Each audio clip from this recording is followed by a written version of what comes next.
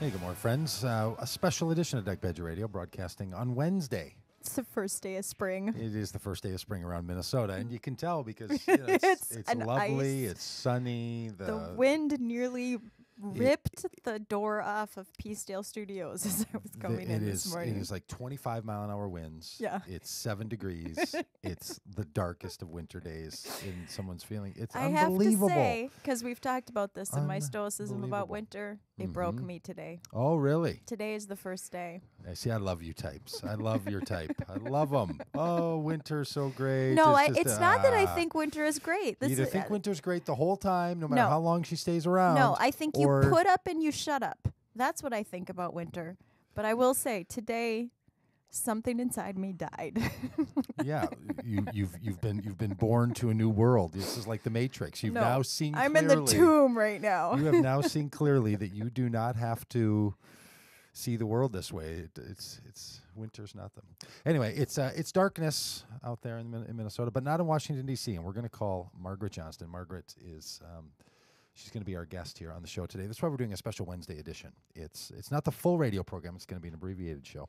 But Margaret has written a book called Faith Beyond Belief, Stories of Good People Who Left Their Church Behind, and is good enough to talk with us about this book. She's comes from a perspective of non-religious adherence herself, and is describing people on a movement, and she can speak for herself on this, but I think she's trying to say that it's a healthy thing. It's a positive thing. It's a sign of spiritual growth that people would leave the confines and the constrictions of religion. So she would argue this is evolutionary progress. Personal evolutionary progress at least. And we'll ask her if she thinks that humanity is moving beyond religion or not. So, all right. So Margaret Johnston, we're going to give her a call, and her book is again called Faith Beyond Belief. Hello. Hello. Hi, Margaret. Doug Pagitt and Victoria Lynn here with you. Hi, Margaret. Hi, Doug, and hi, Victoria. Hey, thank you so much for being on the show, and thanks for your book. Sure. What's the weather where you are, Margaret? Can you blow some? Actually, I just checked it. It's 45 degrees, but it's absolutely gorgeous. The sun is shining, and there's not a cloud in the sky. Oh, it's We're a beautiful really happy spring. for you. It's a beautiful spring day, huh? We're not bitter at all. Okay. We're calling from Minnesota, and it's Cloudy and rainy there or what? no, it's sunny, but it is deep dark winter here. It's really cold. yeah. It's cold and windy. Yes. But that's okay. We're going to survive. Okay. It's enough to make the to make the faithful really doubt if there's a God on the first day of spring in Minnesota when it's 7 degrees with 30-mile-an-hour winds and it's 20 below zero feeling outside. It does. Better weather's coming. I promise. It has to come at It will. someday. I mean, we're gonna have a frozen Easter, but we're gonna get around anyway.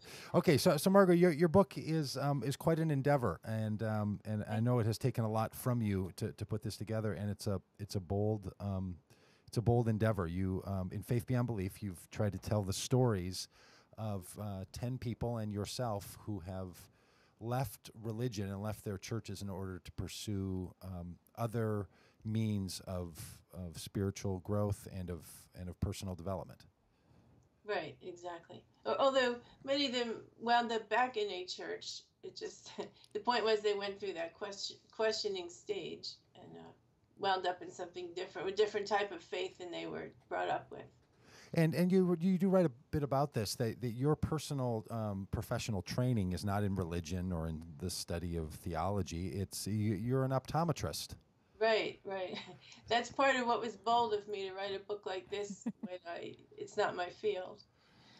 So what is it that led an optometrist to want to publicly start commenting on the role of people leaving their religious traditions in order to become more engaged in spiritual people? Well, I wasn't trying to recommend that people actually leave their church behind.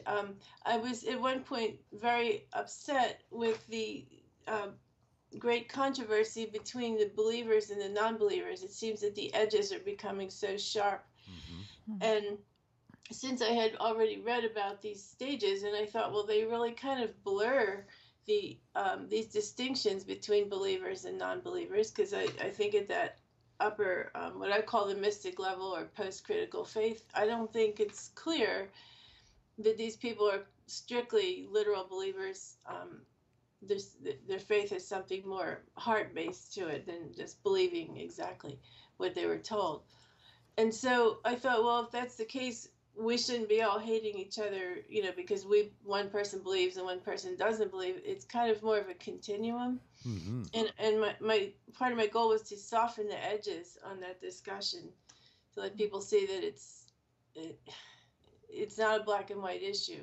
Yeah, and I think what's interesting about your take on this, and you are trying to make at a popular level some thinking that people who've studied religion and the sociological development of belief have tried to say is that when people are going through what you've gone through and what I feel like I've gone through, and Victoria may speak the same to her own circumstance, and clearly the people you chronicle in the book, it's not just that people believe and then stop believing or didn't believe something and now start believing, but they actually look at belief in really different ways. So they're believing differently, Right. not just believing different things.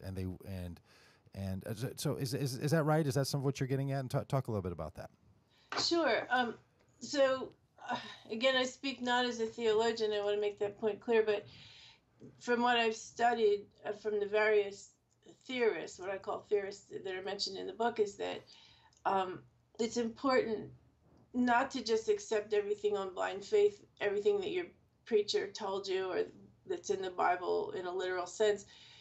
You have to make it your own in some way. So go through a stage of questioning, how does this fit with who each individual is?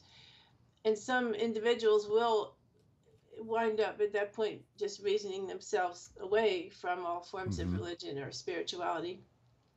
And that's okay too. But then there are others who have gone through this stage and they've somehow re-engaged with faith in a what we call a post-critical way. So they know what all the questions are. They're not just accepting what they were taught, but they have somehow found something creative about their faith and a way to re-engage in a way that's maybe more heart-based, not as literal. And many of those people do feel at times like they just can't return to the systems and structures or the confines of what the religious experience was previously. So they often feel sort of lost, don't they? Well, yes, and maybe I was trying to help some of those people by realizing they don't need to be lost and they're not necessarily alone. Mm-hmm. So some of the last 6 stories in the book are people who have found a way to re-engage with faith in some sort of post-critical way. And you'll note that they all have found different homes, spiritual homes. And I think some of them maybe could have gone back to their original home if they had chosen to look at it in a different way. Mm. But maybe they were so harmed by the literal teachings that didn't serve them well that they couldn't go back to that home, and they re-engaged with a different one, which is fine too. Could you spend a little time talking about some of the ways that people did that for some of our listeners who might need? Sure. Well, the one that comes to mind most clearly at the moment is Inez. I was struggling between her real name and the name. Yes. Right. I was like, wait, I can't say that. Good job. So she was born in, I believe it was Colombia, and brought up Catholic, of course. And then somehow, through her studies and whatnot, wound up in the United States and in the 70s, and became, kind of a feminist, non-believer, completely derogatory feelings about religion entirely, because she had been taught these things that she learned later she was embarrassed to have ever believed. Mm-hmm. I'm not going to give the examples, but so she went through this very stage of being very much divorced from religion. And then someone suggested to her, for some reason, that she attend a Unitarian church. And she claimed she went just because one day she was bored and needed to get out of the house. And she wound up in this Unitarian church. And the message that day happened to be something about science and integrating science. I forget the exact word, but science with faith. And she was also, a scientific profession. So this just spoke to her in a way that was really exciting, and she found herself keep going back to this Unitarian church. And lo and behold, after a while, she starts getting messages from what she calls the divine, and one of these messages was that she was to become a minister. And sure enough, that's what she does now. She's a Unitarian minister. And it's just that this progression, she couldn't accept at the literal level, but what the Catholic Church was teaching her, but she could appreciate a faith that taught her to question, that accepted all kinds of different people, different lifestyles, and different, she said even in that church there were actually pagans and people of all different backgrounds. So she had to widen her worldview in order to join that church, but that was a growth step as I see it for her. And I'm sure she would agree. And Margaret, I think that represents something you try to write about in the book, which is to take this suggestion of spiritual development stages or levels that people call them. And for folks who aren't familiar with this, you suggest that there are, in this field of thinking, these 4 stages. There's this lawless, and then there's the faithful stage, and then there's the rational stage, and then this mystic stage. And you mentioned that a couple of times, that people sort of move through these stages, and that each time when someone's in one of those stages of their religious development, it can be very meaningful for them at that stage, at that time, and really carry a lot of credibility. And then something happens and they sort of move to the next one. Can you describe a little bit of what was interesting to you about those stages and how you think about them? Sure. Now, the fact of using 4 stages is really just a construct because, of course, the various theorists, some of them mention 12 stages, some have 2, some have 4, some have 6. Yeah. So it's just the simplest way I could discuss it was using that 4 stages. But so I'm not sure that it's true that people actually move through these stages. I think we all carry a small part of each stage within us. Yeah, that's a good way to say it. And so, but maybe one stage predominates at different times during our lives. And so, anyway, did you want me to go through the 4? Well, yeah. Sort of mention them, like describe them. I've heard some people describe them even as how a person grows. Like there's a childhood stage and an adolescent stage and a young adult stage, and then sort of a maturing stage that they reach in their own personal life. And obviously people carry their childhood with them, they carry their adolescence with them, but they play a different role in their life now. They're shaped by those experiences and by that stage of their personal, physical, psychological, emotional development, but they're a different person now. So I chose not to deal with the childhood issues because I'm not a developmental psychologist. But speaking of stages that could occur in an adult, we start with the lawless, which is actually sort of a stage of arrested development. This is a person who's really egocentric. It's all about them. So their whole world is, any way they can win is fine. Anything, lie, cheat, steal, doesn't matter. They will take what they can get because they don't realize that they're harming themselves in doing this. And then the next stage, which I've used the term faithful, is a little bit broader. They have a little bit broader worldview, so they're more about their group. So their church is better than everyone else's, or their political party is right and everyone else is wrong, or their sports team is best. But their main worldview centers around their own group. So it's a little broader worldview than the egocentric person, and we can use the word ethnocentric for this faithful group. So, and these people also don't have so much inner authority. Their authority comes from outside. It comes from their minister, the Bible, maybe even their political leaders. But to become mature, we have to individuate beyond that group.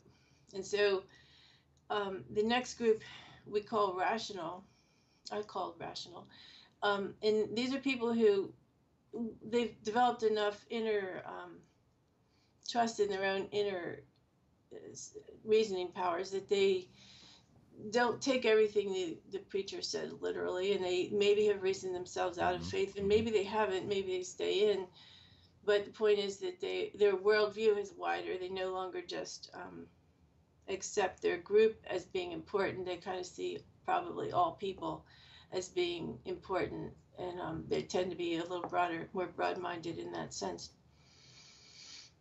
And then those three stages happened to me personally, and were very obvious to me when I first read about these stages. But I was blown away to learn, and that's kind of why I started writing this book. I was blown away to learn that there's yet another stage, broader, more broader worldview than the one I was holding at the time I heard about them, and that is what I've called in the book the mystic level, and what some people have said they would have preferred I would have called the universal or unitive level.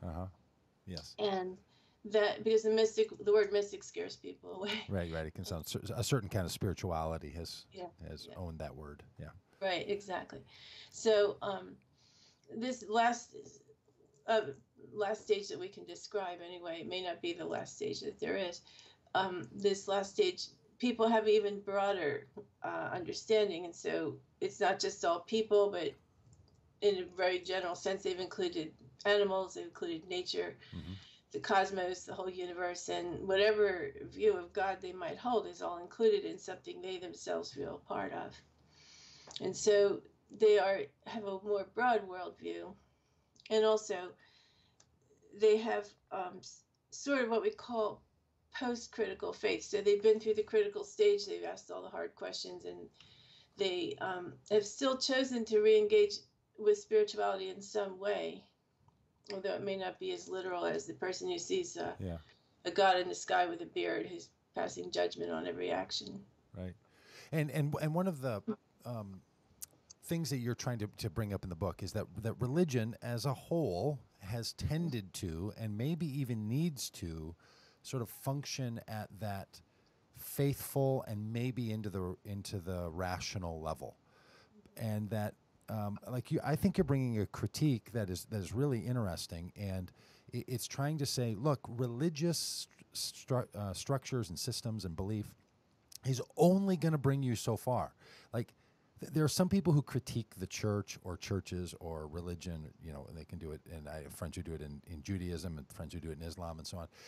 But they critique it in sort of a reformer fashion. Like, if the church, the mosque, the synagogue were better at doing what it does, then it wouldn't stifle people quite so much. And I feel like you're raising another level of conversation to say, look, even when religious structures do the very best they could do, by their very design, they limit someone's, because the way that you are faithful seems to be working against the kind of development that somebody might want. So we would need churches, synagogues, mosques to really behave differently than what they have, not just do what they've been doing better. Well, yes, I don't feel I'm in a position to tell church leaders how to run. Yeah, well, maybe not, but I wish that there were a way to say that, okay, each religion is obviously a localized representation of man's universal quest to connect with something larger. So therefore, the religions, I wish they could be humble enough to say, okay, ours is one way of connecting, but the guy down the street with a different type of church, he has a different way, and you should follow whichever one suits you best. Instead, we have people standing up saying, ours is the only way. And that really, I feel like people in our society are getting too smart for that. We can, with a few clicks on the computer, we can research any religion we want to. Yeah. And you can find truth in any religion. And you can see that they're mostly, the result of where the person was born, the time and place and culture in which they were born is what they wind up believing. Yeah, they're kind of ethnic or tribal belief systems, different denominations and religions. And so now the world is getting larger, and the world is getting smaller, and people are more communicating with different cultures. And you can see that there's truth in all these different religions, and therefore it makes the preacher who says only my church is right makes it sound ridiculous, frankly. You know, and one of the ways that we tend to in our society think about education, like for a kid going through elementary school or a teenager in high school or a young adult in college, we think when you've gone through this system, you will benefit from it, but you will graduate from it. Mm-hmm. Like, you're not going to get stuck at being a second grader or a 10th grader or a college sophomore. Like, Mm-hmm. you're going to move. So this structure and institution is going to, you know, the idea at least is it's going to help you learn and grow, and then you're going to graduate and move on and be able to look back on this as a place in your life and a stage in your life. Religion doesn't tend to do that, though, right? Religion tends to sort of be a cul-de-sac or an ending point, right? Like, you're going to stay there. And I'm a religious professional. I'm pastor at church, and I talk to pastors all the time. So I know that there's a sense where it gets really hard for people in an engaged, communicative world where there's so many things to learn, and that nobody thinks they can own knowledge or information. Mm-hmm. So people do feel like they're like critiquing or insulting or speaking badly about their church if they feel like, I've just outgrown it. Mm-hmm. You know, I've written about that and spoken about that in my own life. I was welcomed into Christian faith by evangelicals, felt like it really cared. They cared for me, they loved me, they taught me, but I felt like I outgrew it. Mm-hmm. But I will tell you, saying something like that, you totally sound like you're like you're better than everybody else. Like, oh, I'm sorry, you guys are stuck in third grade. I totally outgrew third grade. And I think you've done a nice job in the book of not wanting to do that, but some ways the stories really do say that, right? They say, like, look, people grow, and they're going to outgrow your institution. So either your institution can figure out what to do with those people, you know, like the person you mentioned, where she gets to come back and be the clergy in the system because she wasn't going to stay sitting in the pew. Right. So I think you're really raising a significant critique that we need to think about now, in the sense that human beings, at least in North America and around the world, do have a sense of personal and collective progress. Mm-hmm. And we're not just an agrarian society any longer, where after third grade, fifth grade, ninth grade, you kind of stop learning. Mm-hmm. People are lifelong learners, and that seems to have a great impact on the role religion's going to play in our society. So, sorry about the little sermon there, but No, absolutely. Yeah, that is what I was trying to bring out. That I wish there was a way that people could not throw the baby out with the bathwater when they go through this rational stage. But our churches don't support people having a wider worldview, That's and right. they don't support inviting. Well, some churches don't support inviting people to consider other faiths or other types of belief system or other ways of approaching spirit than just their own way. And that's unfortunate, I feel. Do you want to spend some time talking about some of the qualities of the kinds of communities that people would find their way back to? I mean, you mentioned Inez and the Unitarian Church. Are there other kinds of qualities that you noticed about these communities, things that people might think about if they're trying to be intentional in their own communities? Because a lot of folks that listen to the show are in various sorts of religious communities who are trying to be intentional about how they live out their spiritual life together, or how they remain open to one another wherever they're at in their spiritual life. So what kind of things did you notice that made room for that for people? Well, I think there's a tendency for each person in the last 6 stories, each person that had reached that post-critical faith type of thing, they had all experienced a form of freedom. In other words, the church they had been brought up in, for the most part, were somehow restrictive of their development. So in order to grow beyond that, they had to become freer and have a broader worldview than they were brought up with. And so the qualities, I mean, I don't want to speak, because I think you could very well go back to one of these churches and just that these people are left behind, and just participate in a mum sense, saying, inside saying, well, they don't believe it exactly in that sense, but they appreciate the community and they appreciate the chance to connect. with spirit in whatever way. So I think you could do that within any community but point is, people have a hard time finding their way how to do that when the community is telling them you have to be a literalist. Right. So I guess it would be better in my mind if communities would allow discussion, open discussion, and would allow people to be personally free, or to have some personal authority that comes from within, and not just say, do whatever the Bible says in a literal sense, and have to have the minister as the intermediary between the person and spirit. I think you have to allow people who are maturing to have some individual connection of their own, which I feel many churches unfortunately discourage. Yeah. Well, Margaret, I'm interested in your thoughts on that a little bit more, because like I'm part of a church that does it that way, and run around with a group of religious leaders in different faiths that all want to do it that way. But I will tell you, we are seen as oddballs. We are seen as avant-garde. We're seen as fringe, not only by other religious leaders, but by most religious people. Like, truthfully, most people don't want to go to a church where they're encouraged or forced to have to think for themselves, have to discuss what they believe, have to share their lives with someone else as a contribution to that person's spiritual formation. Like, what do you think it is? And because you can speculate for a bit, or maybe you studied this as an optometrist, but what do you think it is about about the human sensibility all around the world, where it seems like people don't actually want to move into a post-rational stage? Like, maybe they'll sort of break their arm, patting themselves on the back because they're kind of reaching that rational stage and a kind of a critical stage, and can kind of think, well, I don't buy everything everybody thinks around here. But the idea that you're going to move into like an integrated, communal, selfless, participatory community, people don't want that. They don't want it in their politics. They don't want it at their schools. They don't want it in their religion.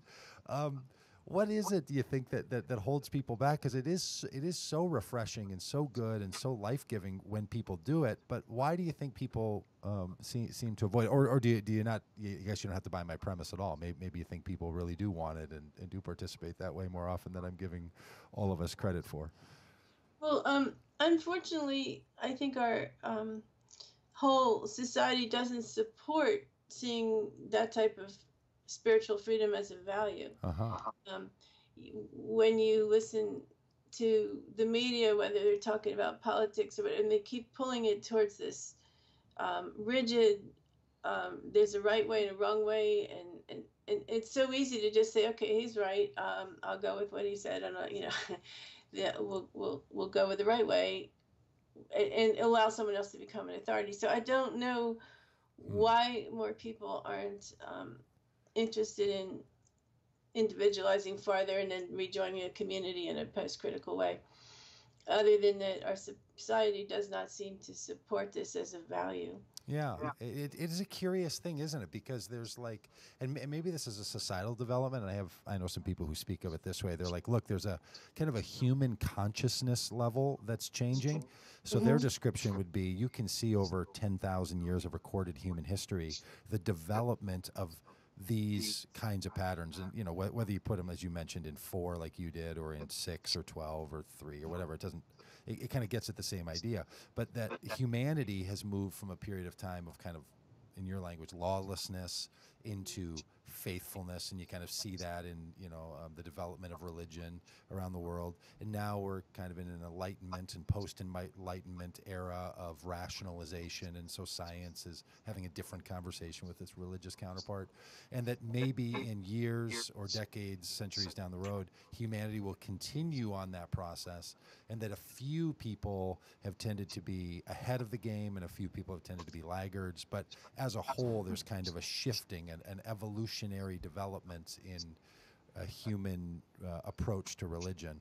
So it's sort of like, well, any one society is only going to rise up so much, or any one person's only going to sort of pop above the curve by to a certain degree. The whole system is going to shift over the next 5,000, 10,000 years. That kind of thing. Do you think that's what we're stuck with? Do you think it's going to?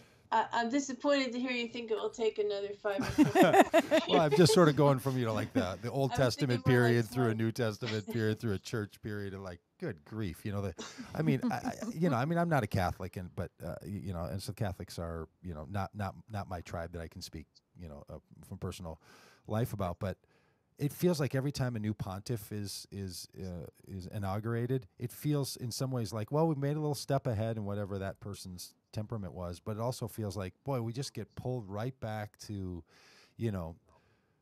300 AD, and here we go again, and everybody gets reminded that this faith hasn't changed and developed in its core essence in 1700 years.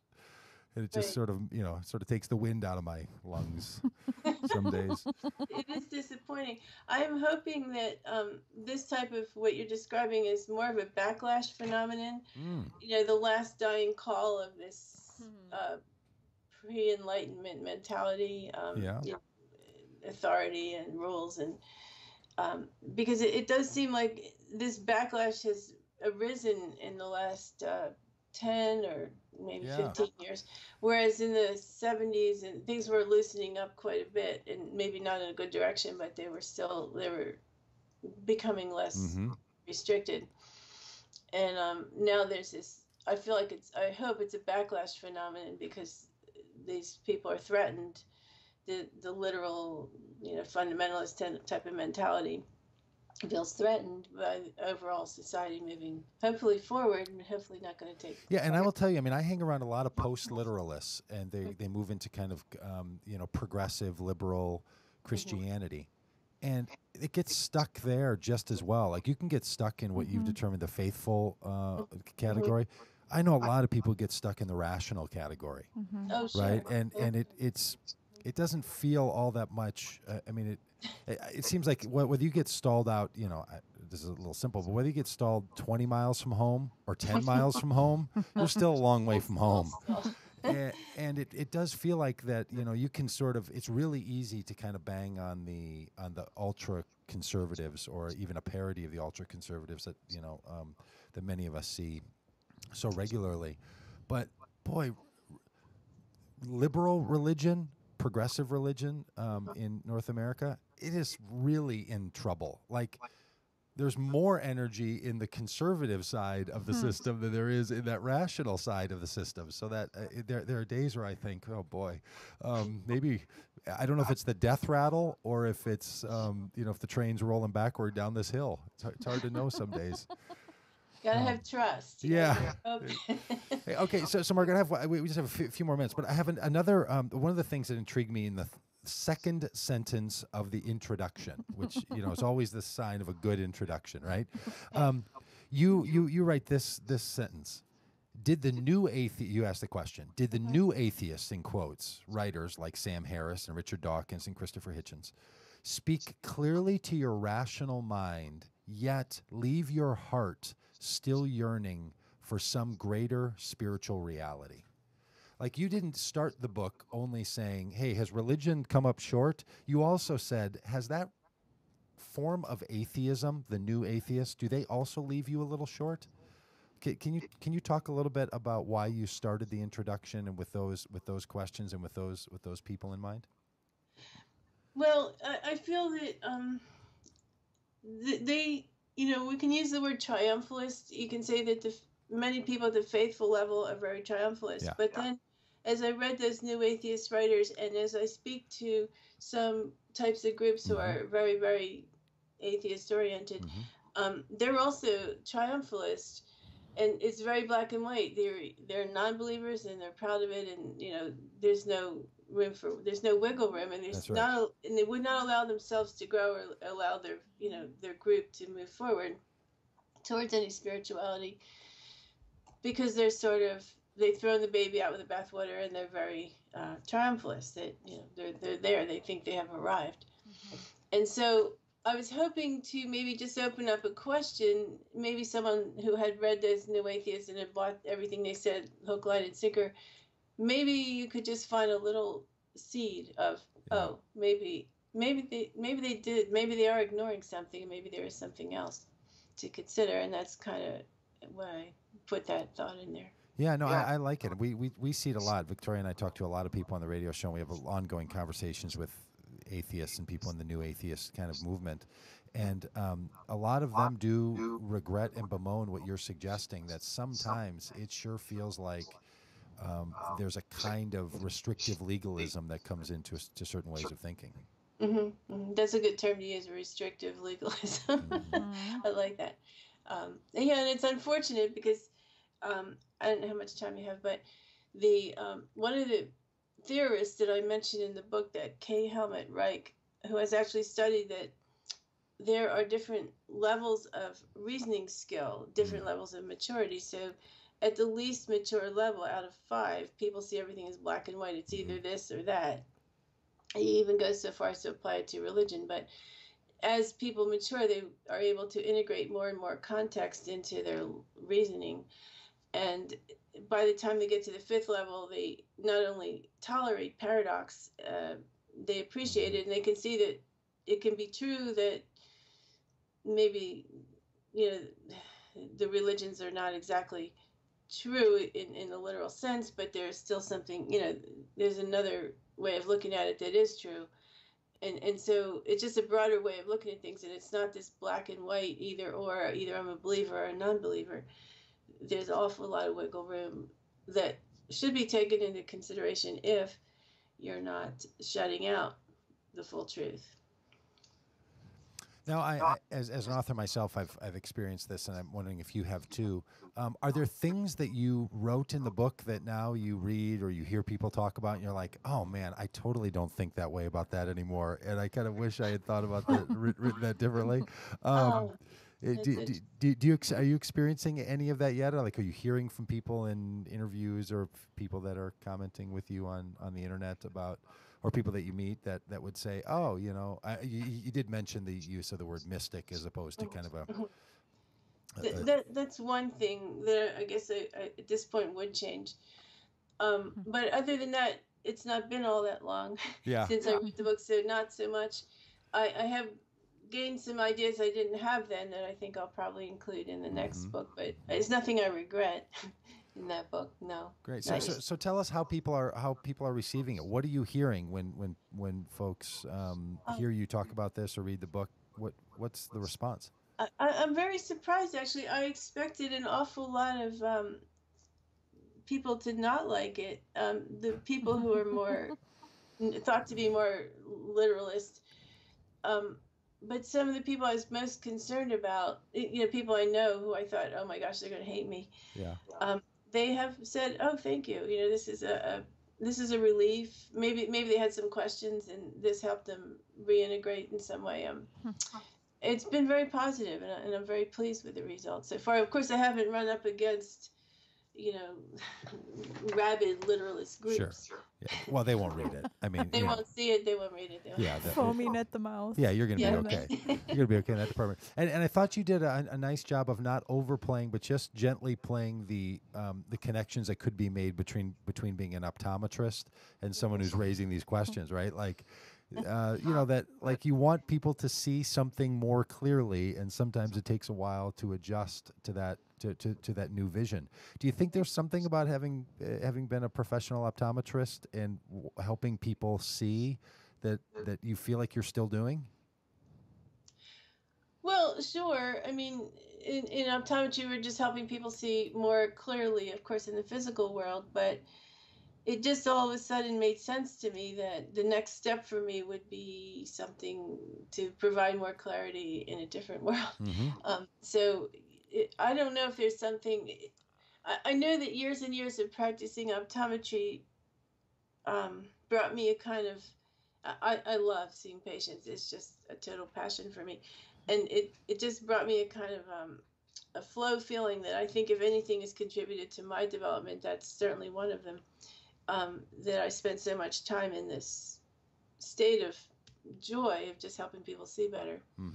And I think that was helpful. But as far as, I kind of think there's separate issues, me writing about spiritual things and being an optometrist, other than the fact that I could say, I wanted to help people see more clearly in a different way. So Yeah, in our community, we read whole books of the Bible out loud and mess around with them and play with them and talk about 'em. And one of the books that we're reading now is a Gospel of Mark, and there's all these healings, and many of them involve blind people who can see, and we take it, and I understand it to be a commentary on a whole way of living as a new kind of humanity. So people end up seeing differently, and you're supposed to see that character as now seeing that which they hadn't seen before. And so, yeah, I think there's a really nice connection. In my own life, I had the LASIK eye surgery. okay. And I remember laying down, we had to come home after the 4 hour and lay down for 4 hours. And then I remember opening my eyes. And for the first time since I was 12 years old, I could see without something being in my eye or over the top of my eye. And it really felt like I was born again. Hmm. Like it was really a powerful thing. Oh, it is. I had LASIK too, so I understand. Yeah. Did you have that same sense that like somehow like I don't know, I felt like I was fixed, or I felt like things are now right, and now I don't have to have something else mediate my ability to see. And I think that parallels really deeply with what you're writing about in the book, that as you start to grow and develop and heal, or whatever language someone wants to use, that to not have someone else or something else have to be the mediator for you to function, being able to see clearly. I think we would all like that in our lives, wouldn't we? I think so, and I made mention in the book of the word spiritual myopia. To me, these individual religions insisting that they're the only way is a myopic viewpoint, and so that's kind of a little tie-in there. Yeah. Trying to encourage people to have a more what we call emetropic view, where you're not being hidden by short-sightedness. Well, I think a lot of people who've been to the eye doctor before would have had the experience where the doctor flips those little things in front and says, "Is it clearer now or now? Right. Now or Me now?" too. Yeah. I don't know if this is true of all your patients, Margaret, but I used to lie on those tests because I couldn't tell. I couldn't tell which one was clear, which one wasn't. I got lost, A or B or left or right. I was like, I can't even remember anymore. You never thought to say, I don't know? Well, I did, but at some point they're just like, I don't know. I just made. Maybe I'm the only one who makes stuff up at the optometrist about. Well, it's nice when the optometrist lets you know that one of the endpoints we're looking for is when you say, "I don't know, they look the same." That's a good thing. Wow. So, See, Too that would have bad. helped. News to you. That would have helped. don't hint for the next time you go. You need Margaret for an optometrist, Doug. You're going to Well, save come you a lot see of me in trouble. Northern Virginia. That's terrific. Well, the book is called Faith Beyond Belief. That's Margaret Johnston, and she tells stories of good people who left their church behind. Margaret, thanks for your time, and thanks for sharing your stories and being on the show. Well, thank you, Doug, and thank you, Victoria. This was fun. It was a pleasure. Excellent. Take care. Bye-bye. Right, That was nice, huh? Yeah, I think there was a little echo going on in there. I don't know if it's driving people crazy. I think was she was driving me I think she crazy. didn't have headphones in. Oh, okay. Because I tried to fix it on my end, but I think people could hear. If not, they could see. Hopefully. They could see the book. The book's called Faith Watch Beyond the Ustream and Faith Beyond Belief, and hopefully read some lips. it's interesting stuff. Well, hey, if you like Doug Pagitt Radio and you liked having a little 40-minute bonus today, we're going to be live again tomorrow. I know we are. We'll be back in the saddle. This is going to make people think, hey, this should be a daily show. It should be 2 hours. Yeah, I should give some money to that day. show. Those Hey, people working should. hard over there. I will mention those of you who are listening now. We're going to add a feature to the show. It's going to come up for the first time tomorrow. We are? On Ask. Yes, it's my show. You do whatever I want. I have to check things with you. No. Yeah, I'm pretty sure you can. We are going to have a segment where I answer questions. Oh, People great. ask. People ask me Are things. people going to call in or, Well, or no, use I some don't know. social People media can call in, magic? but yeah, people raise questions in lots of ways. There's an input form on the website dougpagettradio.com. But even more so, rather than like taking these staged questions for the radio show, I get lots of questions about things as I go along. Yeah. And so I'll take things, questions that people want to raise. But I'm more interested in sort of collecting up these questions that have arisen over over time. A guy walked into church the other day and said he's never been there or anything. There was a church, and he's like, "Hey, I just stopped in at a Scientology bookstore, and they want to do an audit. What do you think of Scientology? Should I be audited?" This guy just wants to know, like, for some reason, you want a pastor to tell him. Like, that's a really interesting question, right? Like, here's a guy who's like, I don't know, what do I think about that? I don't even know what a Scientology or another audit woman is. said, she said, I don't like Easter coming because I don't know now how to talk to my children in elementary school about the death of Jesus because I don't like the story that I used to think, but I don't know how to think about it now, and I normally can avoid it, but I can't avoid it over the next 3 or 4 weeks. Right. How do I talk to my And kids it's a pretty flippin' about scary this, story. about this kind of thing, right? I mean, so questions that people have really truly raised, and Yeah. then we'll kick them around or something, and I'll Yeah. just give little 5-sentence answers that And would people solve can everything. go to the webpage and ask more questions, Yeah, they right? totally. They can call put in. them in They your can pool. and I'll ask for them on Is Facebook. this going to be I'll like continue Stump the Chump and I'll Car continue- Talk I'll on continue to banter National around with them, Public but I Radio. will. No, I will just simply take these very deep, in-depth, thoughtful questions and answer them in 4 sentences. Perfect. Just move right on. I can't wait. All right, so that's going to come up in the show tomorrow. But we want to thank again Margaret Johnston for being on the show today. And tomorrow, Thursday, 10 to 11:30 Central Time, Woohoo. around the world. Reason to maybe get out even of on the space bed. station. So thanks all for being active listeners and participants to Doug Pagitt Radio. We'll talk to you tomorrow. I like saying it that way. Sort of Yep. should be a daily show. I know. Talk to you tomorrow.